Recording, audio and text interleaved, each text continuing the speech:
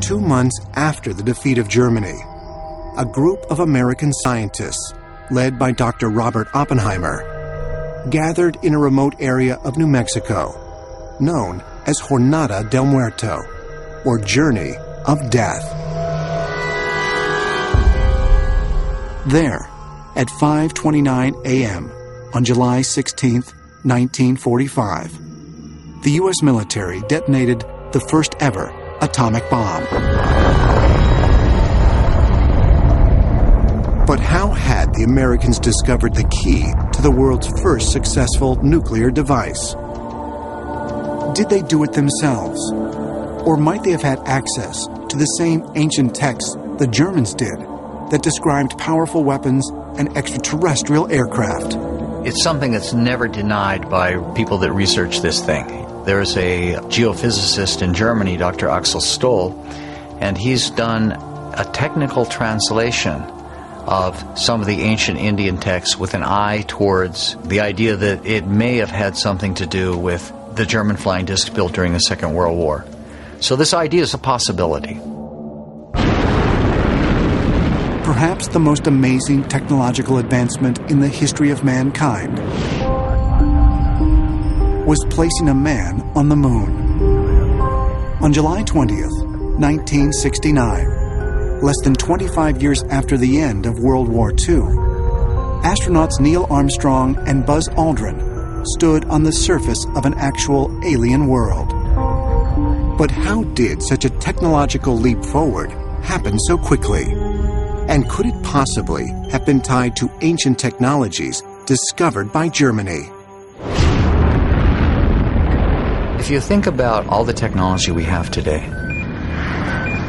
there isn't anything that either wasn't invented during this period of time or greatly enhanced by the Germans during the Reich years. The Germans pretty much invented our modern world.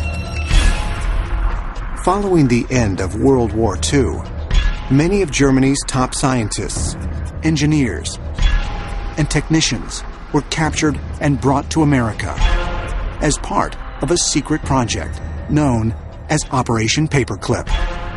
Operation Paperclip was a U.S. government project to bring German scientists to the United States to work either for the military or for industry. They were taken into custody, they were granted asylum, they were brought to the United States. Their horrific war crimes with concentration camp victims were expunged. The most important and influential of these former German scientists was Dr. Wernher von Braun, the commander of Germany's Peenemünde Space Research Center. Von Braun was really the developer of the V-1 and the V-2 rocket. He was a member of the Nazi Party. His commanders were SS generals. He was privy to some of the most secret projects that Nazi Germany was developing during the war. Once in America, von Braun quickly established himself as the leader of the U.S. military's burgeoning rocket program. He would eventually become one of the key architects of NASA.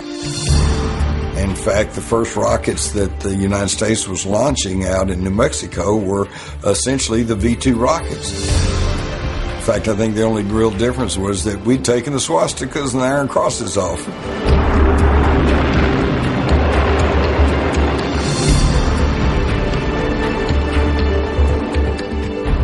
The whole space race almost seems like a joke as I look back on it, because the fact is there wasn't an American rocket program versus a Russian rocket program. We had a German rocket program. We didn't have an American rocket program.